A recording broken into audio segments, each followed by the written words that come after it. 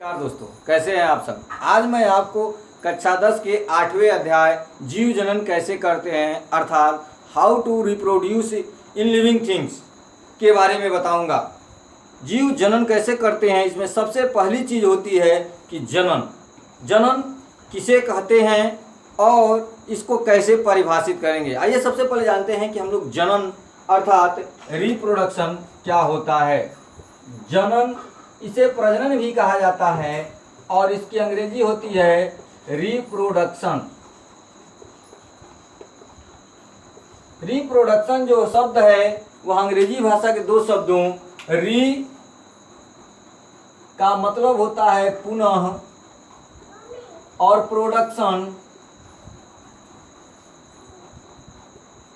Production का मतलब होता है उत्पन्न होना।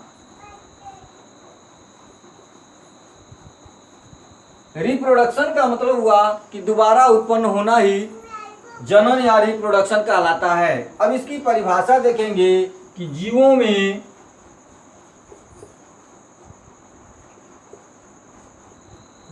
में अपने समान नए जीव उत्पन्न करने की क्षमता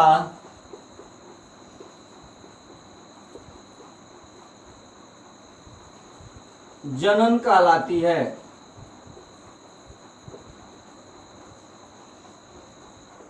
जनन अर्थात जीवों में अपने समान नए जीव उत्पन्न करना ही जनन या प्रजनन या रिप्रोडक्शन कहलाता है।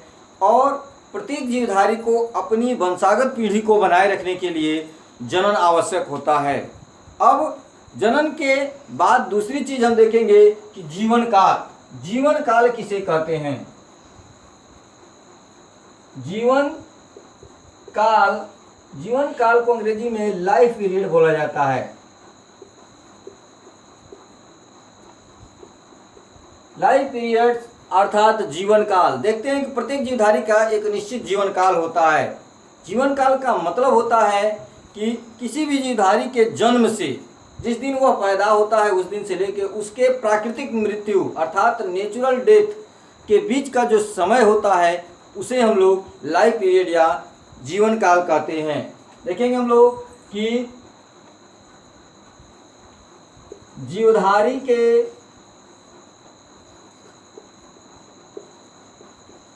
जन्म से लेकर उसके प्राकृतिक मृत्यु, जीवधारी के जन्म से लेकर उसके प्राकृतिक मृत्यु के बीच का समय जीवन काल कहलाता है।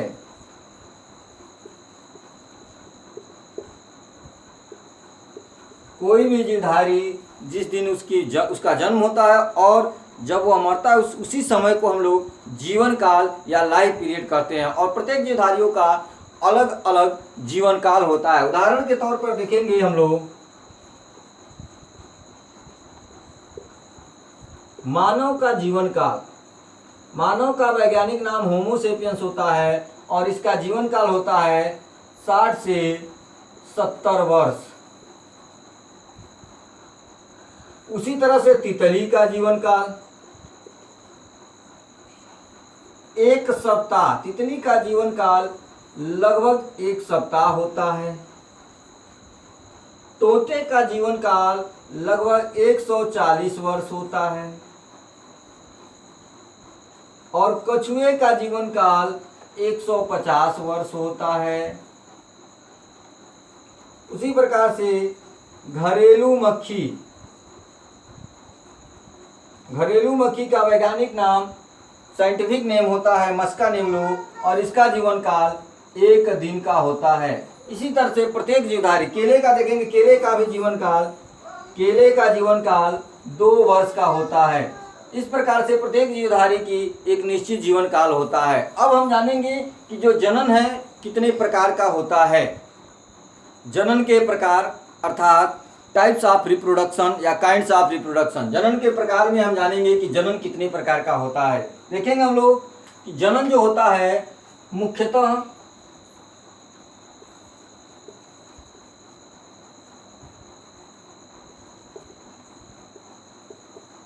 दो प्रकार का होता है।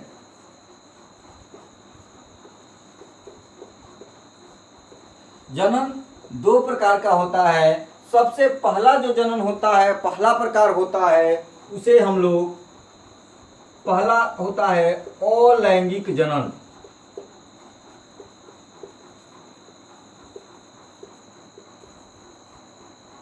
और जो दूसरा जनन होता है उसे लैंगिक जनन बोला जाता है।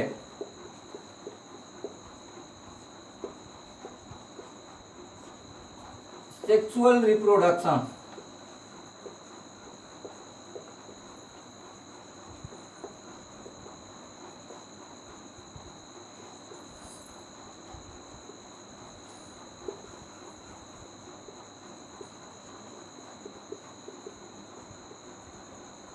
अलैंगिक जनन और लैंगिक जनन, जनन मुख्यतः दो प्रकार के होते हैं। सबसे पहले हम जानेंगे अलैंगिक जनन किसे कहते हैं। अलैंगिक, जैसा कि नाम से स्पष्ट है कि अ अर्थात इट मीन्स नहीं होता है, एब्सेंट होता है, यानी कि जनन की वह प्रक्रिया जिसमें लैंगिक अंगों की आवश्यकता नहीं होती है उसको अलैंगिक जनन, और जनन की वह प्रक्रिया जिसमें अलग अलग लैंगिक अंगों की आवश्यकता होती है उसे लैंगिक जनन कहते हैं। अब इसकी परिभाषा कैसे हम लोग लिखेंगे, अलैंगिक जनन की परिभाषा देखेंगे हम लोग कि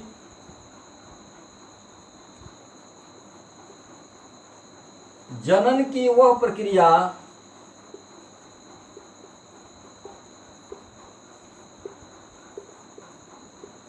जिसमें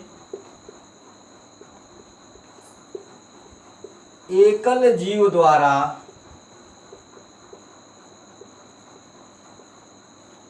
नई संतति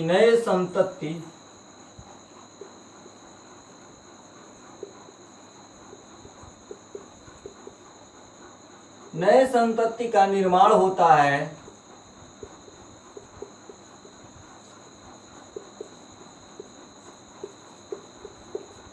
अलैंगिक जनन कहलाता है।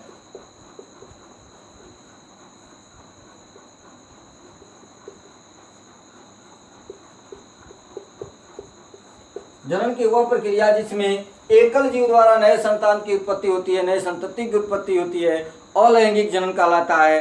और अलैंगिक जनन की प्रक्रिया के परिणाम स्वरूप जो संतान होती है वह क्लोन होती है, अर्थात अपने माता पिता के बिल्कुल, अपने जनक के बिल्कुल सदृश होती है। देखेंगे यहाँ कि अलैंगिक जनन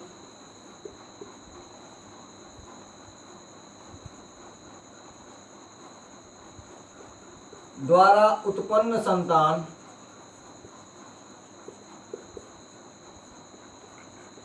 अपने जनक के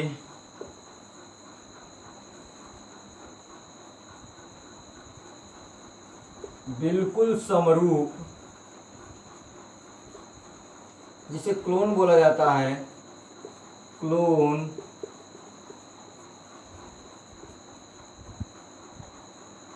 ये तो हो गया अलैंगिक जनन। अलैंगिक जनन के बारे में हम जानें कि जनन की वह प्रक्रिया जिसमें एकल जीव द्वारा नई संतति का निर्माण होता है अलैंगिक जनन कहलाता है। और अलैंगिक जनन द्वारा जो उत्पन्न संतानें होती हैं वह अपने जनकों के बिल्कुल समान होती हैं। अब हम जानेंगे कि लैंगिक जनन क्या होता है। जनन की वह प्रक्रिया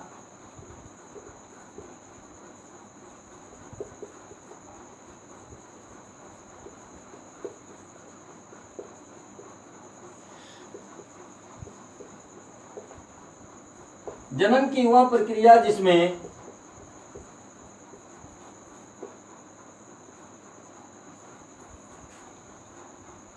एक ही जाति के विपरीत लिंग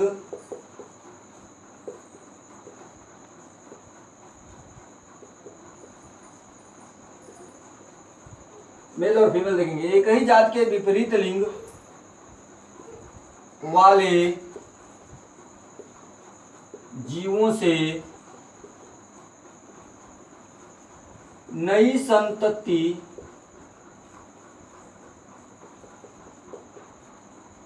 का निर्माण होता है,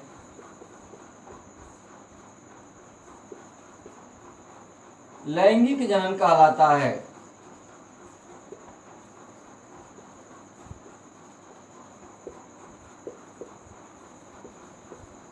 लैंगिक जनन में देखेंगे कि जनन की वह प्रक्रिया जिसमें एक ही जाति के नर और मादा दोनों अर्थात अलग अलग लिंग वाले सदस्यों की आवश्यकता, दोनों के सदस्यों के संयोग से नई जाति का, नई संतति का, नए जीव का निर्माण होता है, वह प्रक्रिया लैंगिक जनन कहलाती है। इस प्रक्रिया द्वारा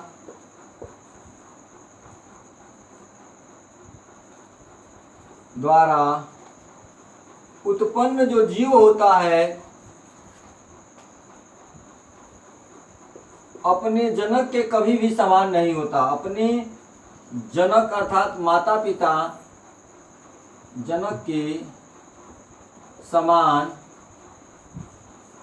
नहीं होता है। ये तो अलैंगिक जनन और लैंगिक जनन की प्रक्रिया में प्रमुख अंतर होता है कि जो लैंगिक जनन की प्रक्रिया होती है अर्थात जब एक ही माता पिता की जो संतानें जो होती हैं वह क्या होती हैं कि वह कभी भी अपने जनकों से बिल्कुल समान नहीं होती है। एक ही माता पिता की संतानें हमेशा अपने माता पिता से डिफरेंट होती हैं, अलग होती है। जबकि अलैंगिक जनन की प्रक्रिया में क्या होता है कि इसमें जो संतानें होती हैं वो अपने माता पिता की क्लोन होती हैं। अब जानेंगे हम लोग क्लोन। यहाँ एक शब्द आ रहा है, क्लोन किसे कहा जाता है? क्लोन कहते किसको हैं?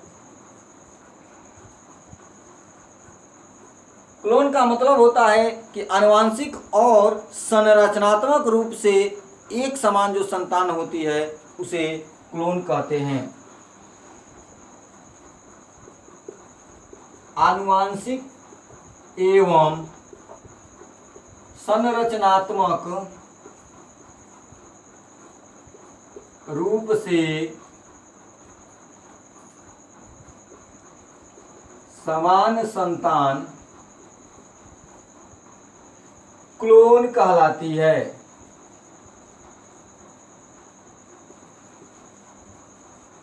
ऐसी संतान जो अपने जनक के बिल्कुल आनुवांशिक रूप से और संरचना दोनों तरफ से बिल्कुल समान होती हैं, क्लोन कहलाती हैं। अब हम जानेंगे कि अलैंगिक जनन जो होता है, एसेक्सुअल रिप्रोडक्शन होता है, उसकी कौन कौन सी विधियां हैं। अलैंगिक जनन की विधियां कौन कौन सी प्रमुख विधियां हैं जिससे अलैंगिक जनन होता है अर्थात एकल जीव से नई संतति का विकास होता है, उसको हम लोग जानेंगे। सबसे पहली जो विधि है देखेंगे द्विखंडन अर्थात बाइनरी फिजन। द्विखंडन अलैंगिक जनन की पहली विधि होती है। देखेंगे इसमें कि होता क्या है। इस प्रक्रिया में जो द्विखंडन होता है, इस प्रक्रिया में कोई मान लीजिए अमीबा है, इसका शरीर दो भागों में, यहाँ यह जो केंद्रक है इसका चपटा होके और धीरे धीरे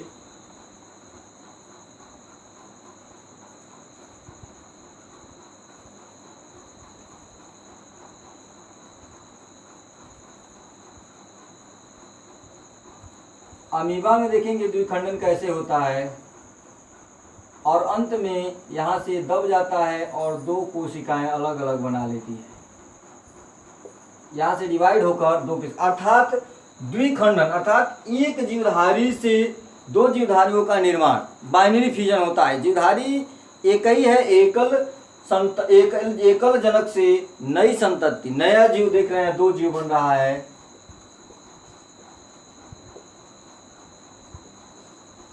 और यह जनक है, पेरेंट्स है, यह अमीबा है। इसमें देख रहे हैं कि पहले कैसे इसमें सेल डिवीजन होके एक ही सेल दो सेल में डिवाइड होकर नए जीवधारी की उत्पत्ति करती है। बीच से इसका भाग, शरीर के बीच से इसका भाग करके नई संतानों की उत्पत्ति करता है। यह प्रक्रिया कहलाती है द्विखंडन या बाइनरी फिजन। दूसरी प्रक्रिया अलैंगिक जनन की हम जानेंगे कि जो दूसरी प्रक्रिया होती है उसको हम लोग कहते हैं खंडन। दूसरी प्रक्रिया है खंडन। इस प्रक्रिया में पहले द्विखंडन में देख लेंगे अमीबा, पैरामीशियम, यूग्लिना और लेशमानिया।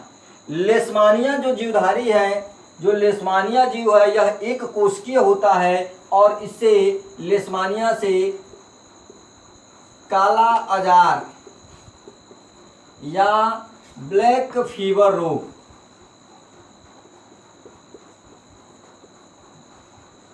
काला अजार या ब्लैक फीवर रोग जो होता है वह इस लेशमानिया नामक एक कोशिकीय जीव से होता है। और यह जो जीव अमीबा पैरासिमियुलिना लेशमानिया है इनमें द्विखंडन होता है। आपसे पूछा जाए द्विखंडन की परिभाषा तो लिखेंगे कि इसमें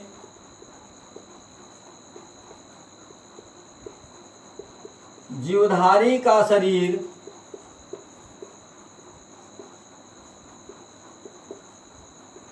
दो भागों में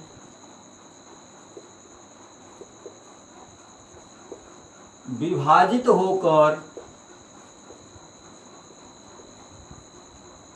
नया जीव या नई संतति या नई संतान बनाता है या उत्पन्न करता है। उदाहरण के तौर पर देख लेंगे अमीबा पैरासिमियुलिना लेशमानिया से काला अजार। आपसे पूछा है काला अजार जो बीमारी होती है, ब्लैक फीवर जो रोग होता है वह किस एक कोशिकीय जीव से होता है, तो आप बताएंगे लेशमानिया। दूसरी विधि है अलैंगिक जनन की, वह है खंडन। खंडन का एग्जाम्पल देखेंगे स्पाइरोगाइरा। खंडन की प्रक्रिया में देखेंगे होता क्या है, ये कोई जीवाणु है या कोई जीव है और इसका शरीर अगर मान लीजिए यहाँ से हम काट दिए, यहाँ से काट दिए, यहाँ से काट दिए, तो प्रत्येक जो खंड है वह एक नए नए जीवधारी का रूप बना लेता है। इस प्रक्रिया को कहते हैं हम लोग कि खंडन या फ्रेगमेंटेशन। यानी कि इस विधि में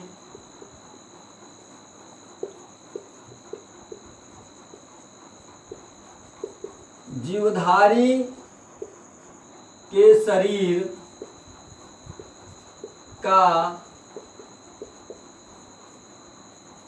प्रत्येक भाग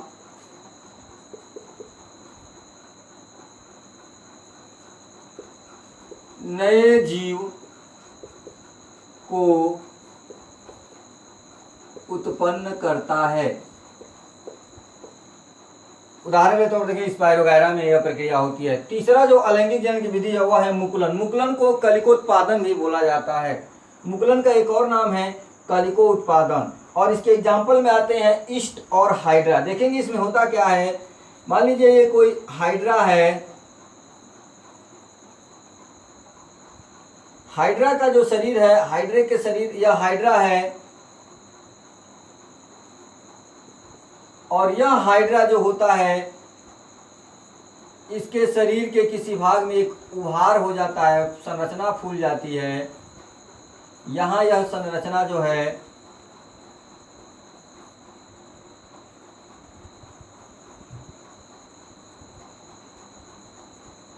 यहाँ जो ये फूली हुई संरचना है नए जीवधारी के रूप में विकसित हो जाती है और बाद में यहीं से कट कर यह यहाँ देख रहे हैं, यह जो कलिकोत्पादन है बड, इसी को बड बोला जाता है, जो फूली हुई संरचना मुकुल होता है और यही मुकुल कट के एक नए जीवधारी की उत्पत्ति करता है। यहाँ से देखेंगे हम लोग कि दो हाइड्रा का निर्माण हो जाता है। एक ही जीवधारी से दो संततियों का निर्माण होता है। यह प्रक्रिया कहलाती है कलिकोत्पादन या इसे हम लोग मुकुलन या बडिंग भी कहते हैं। देखेंगे इसको परिभाषित कैसे करेंगे हम लोग।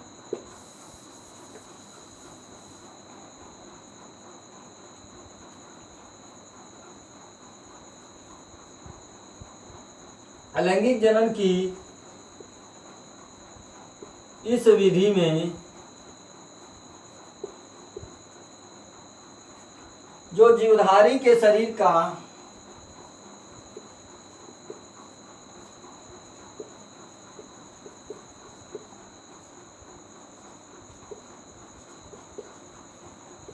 कोई भाग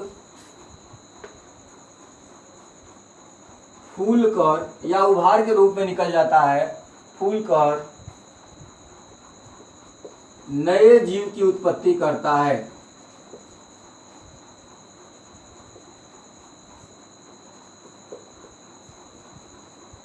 यह तो प्रक्रिया है, इसे कलिकोत्पादन या बडिंग कहते हैं। इसके एग्जाम्पल देखेंगे ईस्ट और हाइड्रा। अगला जो है वह अगला जो अलैंगिक जनन की विधि है वह है बीजाणु जनन। बीजाणु जनन में होता क्या है कि यह कोई जीवधारी है, देखेंगे उसके शरीर के बाहरी पोर्शन में देखेंगे ऐसे बीजाणुओं का निर्माण हो जाता है और यह बीजाणु जो होते हैं परिपक्व होकर मैच्योर होकर या बाहर का जो होता है पोर्शन, यह बीजाणु हैं जिन्हें स्पोर्स बोला जाता है। और यह जो बीजाणु हैं यह जब परिपक्व हो जाते हैं, मैच्योर हो जाते हैं, तो यह बीजाणु, यह बाहर का आवरण फट जाता है और यह बीजाणु बिखर जाते हैं। और बिखरने के बाद से यह बीजाणु जब अनुकूल समय आता है, यानी कि जब एडाप्टेशन आता है, अनुकूलन आता है, अनुकूल मौसम होता है, तो यही बीजाणु, प्रत्येक बीजाणु फिर नए नए जीवधारियों के रूप में विकास करते हैं, नए नए जीवधारियों की उत्पत्ति करते हैं। देखेंगे यह प्रत्येक बीजाणु एक एक नए जीवधारियों की उत्पत्ति करता है।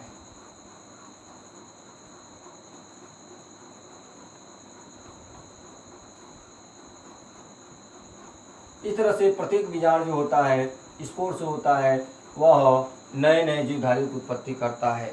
यानी शरीर के ऊपर एक कोन या शंकु के जैसी जीवधारी के शरीर में बन जाती है संरचना, जिसमें बीजाणुओं का विकास होता है। और यह बीजाणु क्या होता है, परिपक्व होकर बाहर गिरते हैं और अनुकूल मौसम होने पर, वातावरण अनुकूल होने पर यह जीवधारी इन स्पोर्स से नए जीवधारियों की उत्पत्ति होती है।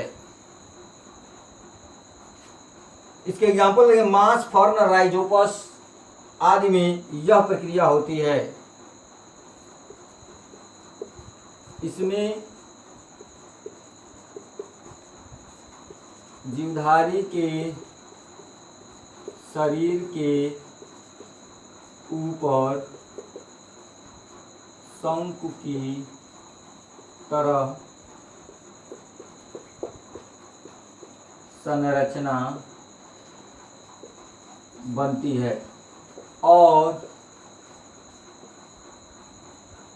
इसमें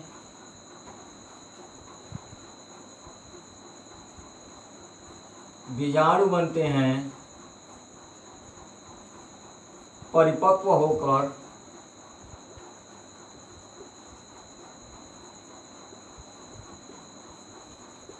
ये बीजाणु नए जीव उत्पन्न करते हैं। डार्विन और मास, फर्न, राइजोपस आदि में यह बीजाणु जनन से आइसोपोरोजेनेसिस प्रक्रिया होती है। अगली प्रक्रिया है पुनरुद्भवन या रीजनरेशन। रीजनरेशन, पुनरुद्भवन यानी दोबारा उत्पन्न होना, यानी रीजनरेशन दोबारा बनना, दोबारा फॉर्मेशन यानी कि दोबारा उत्पन्न होना रीजनरेशन कहलाता है। देखेंगे कि पुनः बनने की प्रक्रिया में क्या होता है, देखेंगे हम लोग छिपकली का होता है, पूंछ जो होता है, देखेंगे हम लोग कि उस पूंछ को जब हम दौड़ाएं या मारने के लिए जब उसका पीछा करता है कोई भी जंतु, तो वो अपना पूंछ अपने बचाव के तौर पर अपने पूंछ का लास्ट पोर्शन जो होता है कुछ भाग वह गिरा देती है, जिससे वह जो आक्रमणकारी जीव है वह भ्रम में पड़ता है और समझता है छिपकली कहीं गिर गई है और उसके पूंछ के पीछे भागता है और छिपकली अपनी जान को आसानी से बचा लेती है। यह प्रक्रिया पुनरुद्भवन होती है। छिपकली में पूंछ होता है, मानव में नाखून देख रहे हैं, अचानक हमेशा बढ़ते रहते हैं, काटते रहते हैं, फिर नाखून निकलता है। यह पुनरुद्भवन की प्रक्रियाएं होती हैं। तो अब जानेंगे कि अलैंगिक जनन में इस प्रक्रिया का कहाँ योगदान होता है। तो प्लेनेरिया इसका सबसे बेस्ट एग्जाम्पल होता है। प्लेनेरिया जो ऐसा एग्जाम्पल होता है, प्लेनेरिया जो पुनरुद्भवन के शरीर का कोई भी छोटा सा पार्ट, यह मान लीजिए कि एक प्लेनेरिया है,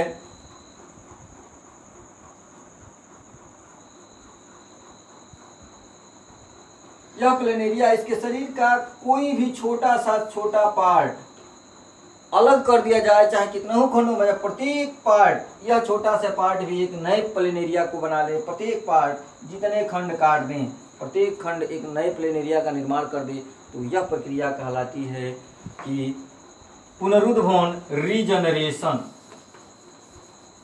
यानी शरीर के प्रत्येक छोटे से छोटे भाग द्वारा नए जीव की उत्पत्ति,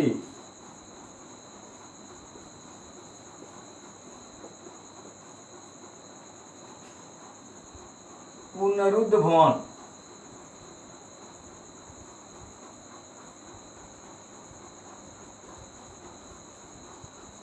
कहलाती है। और इसका बेस्ट एग्जांपल देखिए आप लोग कि प्लेनेरिया इसका बहुत ही अच्छा उदाहरण है। अब अंतिम पार्ट यानी अलैंगिक जनन की जो सबसे मुख्य और अंतिम विधि है वह विधि है कायिक जनन, वेजिटेटिव रिप्रोडक्शन अर्थात कायिक जनन। देखेंगे यहाँ कायिक जनन, यह जो कायिक जनन होता है यह 6वीं विधि है अलैंगिक जनन की। यह एक बहुत ही महत्वपूर्ण विधि है और यह बहुत ही अधिक मात्रा में और बहुत ही उपयोग की जाने वाली विधि है। देखेंगे इसकी डिफिनीशन को, परिभाषा को इसको देखेंगे हम लोग कि कायिक जनन कहते किसको हैं। देखेंगे पौधे के कायिक भागों, कायिक भाग का मतलब जड़, तना, पत्ती, रूट, स्टीम और लीफ। पौधे के कायिक भागों को इसमें देखेंगे लिखा गया है जड़, तना, पत्ती द्वारा नए पौधे का बनना या उत्पन्न होना कायिक जनन कहलाता है। पौधे के कायिक भागों जड़, तना, पत्ती द्वारा नए पौधे का बनना कायिक जनन कहलाता है।